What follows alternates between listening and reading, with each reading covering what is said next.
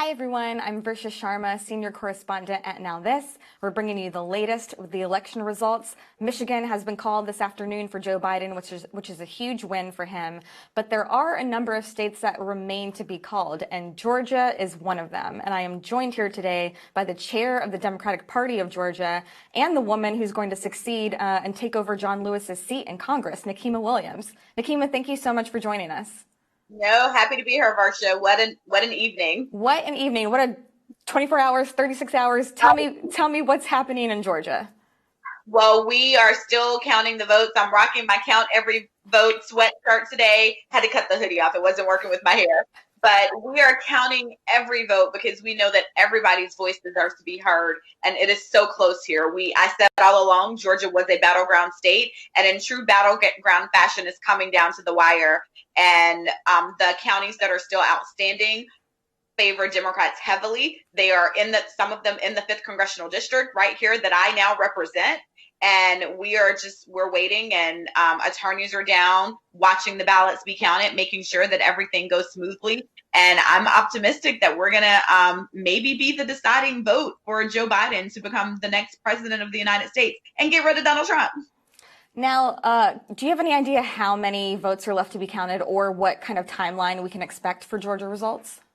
Well, I heard something from the Secretary of State about some results around 9 o'clock tonight, but I know that there are a few counties that are still reporting, and those numbers are still coming in. And they don't only have implications for the presidency, but we have some local races that are down to the wire that we need those votes counted. So I am pushing them to continue to count, to continue to be efficient and not expedient. I'd rather wait and have accurate results than something to be rushed through and something happens where someone's voice was silenced. Yeah, Georgia was the only state that had 2 Senate races on the ballot, which could be hugely significant for Democratic control of the Senate. So far, they haven't regained a majority, but you have 2 more races that have yet to be called. So how are those looking? We're playing for all the marbles here in Georgia, Varsha.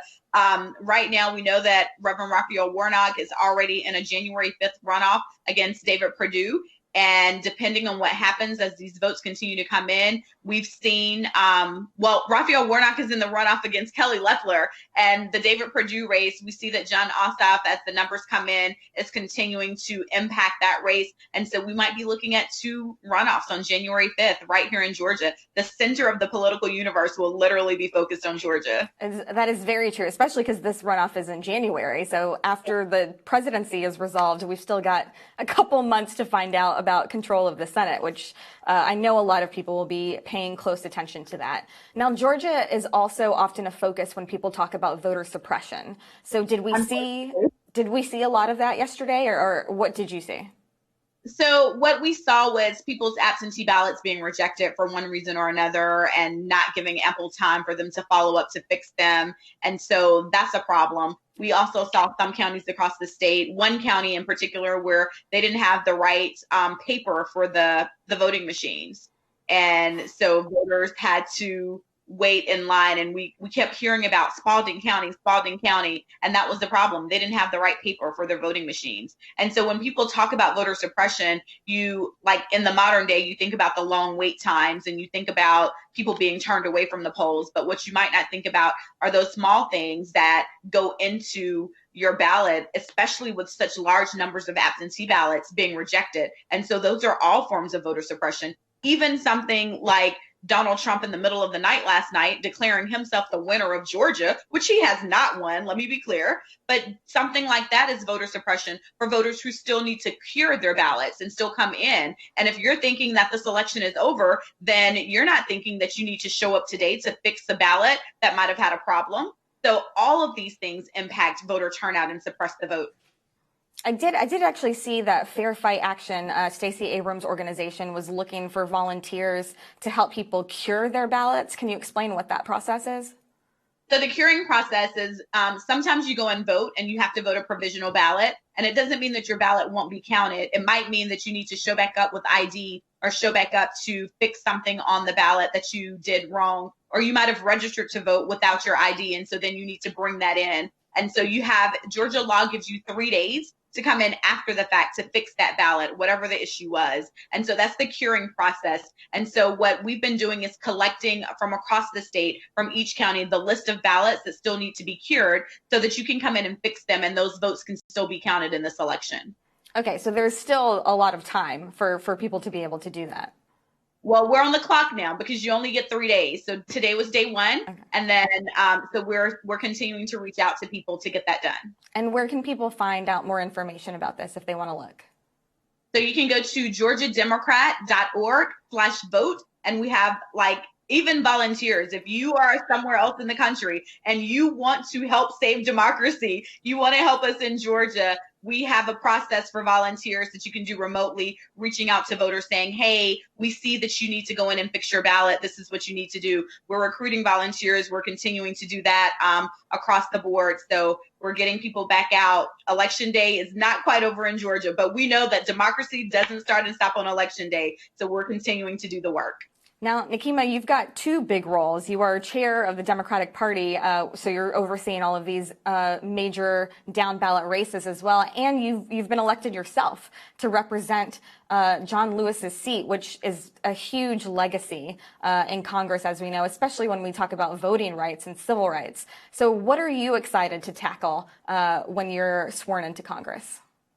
So the very first thing at the top of my agenda, Varsha, is getting this national response to this pandemic, because right now what I've seen is how this pandemic affects Black and brown communities across the country, especially here in Georgia. I suffer from COVID-19 myself, so I know the health implications.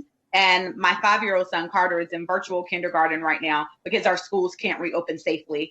So all Atlanta Public School students deserve to be able to go back to school with their friends and their teachers, but they should do it safely. And right now, that's just not possible. So this pandemic affects our economy, where we've seen so many people out of work. I'm a current state senator, and so I've gotten the phone calls of people who have been waiting to get their unemployment, standing in food lines just to get food to eat. And so we need to get a national response to this pandemic so that we can get people back to work, get our children back to school safely, and make sure that people are getting the care that they need. And so that is my number one priority when I get to Congress. I'm sorry to hear that you had it yourself, but I'm glad that you're okay.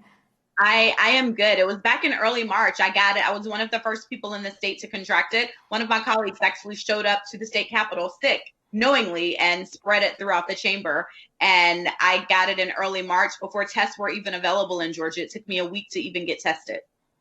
That is unfortunately a problem that we're continuing to see with the so-called anti-maskers and people who just aren't taking this seriously. But do you think that this was a major motivating issue for Georgia voters this year? It was a major issue. Georgians are hurting right now, Varsha. I mean, the calls and the emails that I receive around the unemployment issue here in Georgia is heartbreaking. And the lines when we're giving out free food at churches and at government sites of people coming, just trying to survive every day because they've lost their job due to COVID is heartbreaking. And we need leaders in this country who are willing to stand up for the American people, who are willing to put money back in the hands of the American people who need it so desperately right now. You know, President Trump tries to take a lot of credit for lowering unemployment in the Black community. And he's even said that he's done more for Black people than any president since Abraham Lincoln. So what is your reaction when you hear those claims? Donald Trump is a liar, and he's proven that time and time again. He proved that last night when he claimed a false victory that he has not achieved. He proved that when he talks about what he's done to the Black community, or when he asked the Black community, what do we have to lose? Literally everything. I almost lost my life due to COVID-19 because he downplayed this virus. He didn't take it serious. And then he hid the facts that he already knew so that we could have taken care of ourselves. If I would have known at that point in early March what I know now about this pandemic, or what he knew about this pandemic, I probably wouldn't have even been in that Senate chamber to allow them to get me sick. Or I definitely would have been taking different precautions when I was there. But he hid this from the American people. And now we see who is disproportionately impacted by this virus. And it's Black people. At one point, 80% of the hospitalizations in Georgia were Black people. And we definitely don't make up 80% of the population, Varsha. Yeah, I know that there are statistics like that nationwide showing that Black people are disproportionately affected by the pandemic. Like we also see in healthcare disparities in general, I think, which has been another Exactly. huge issue for people. Nikema, I just want to ask you a final question. This has been a historic election in so many ways. It unfortunately is the first election that we've had without Congressman John Lewis, who has represented Georgia's 5th congressional district for so long. So what are you thinking of when you think of John Lewis's legacy?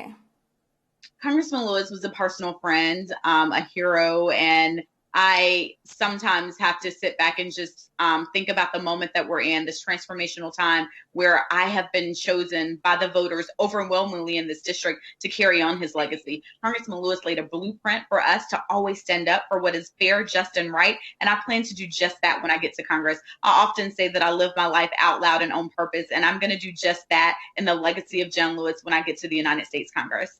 Nikema, thank you so much for your time. I look forward to seeing you go to Congress, and I'm sure we'll be checking in with you there. Thank you so much, Versha. Thank you.